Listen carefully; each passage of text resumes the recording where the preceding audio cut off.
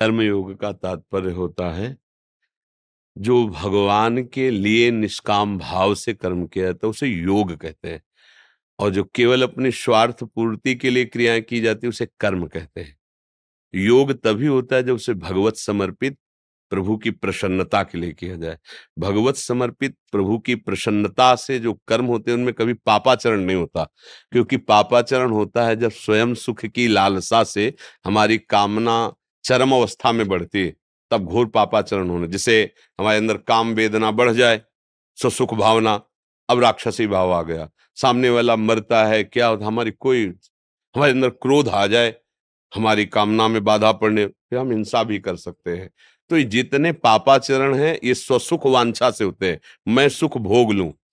तो ये कर्म हुए जो अधर्मयुक्त या धर्मयुक्त। धर्मयुक्त पुण्य, अधर्मयुक्त पाप। लेकिन जो भगवत समर्पित कर्म हुआ उसे योग कहते हैं। जो प्रभु की प्रसन्नता के लिए कर्म किया जाता है उसे योग कहते हैं।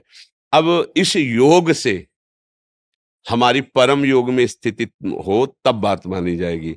भगवान कह रहे तेषाम सतत युक्तानाम भजताम प्रीतिपूर्वकम तो ददामि बुद्धि योगम तम येनु माम पयांति ते। जो निरंतर मेरा भजन करता है फिर उसकी बुद्धि का मेरे में योग हो जाता है, यह है परम योग। अब भगवदाकार वृत्ति रहती, सारी क्रियाएं हो रही तो उसका कर्म से कोई लेना देना नहीं, वो प्रभु में समर्पित चित्त। पर ये कर्मयोग से ही भी प्राप्त हो जाएगा। कर्मयोग अर्थात भगवत प्रसन्नता के लिए कर्म करना। और जैसे भगवान युद्ध कर्म के लिए आदेश करते हैं तो बीच में कह रहे मामनुस्मर युद्ध च, मेरा स्मरण करते हुए अब ये भगवत प्राप्ति करा देगा। इसी को पूर्ण समर्पण कहते हैं।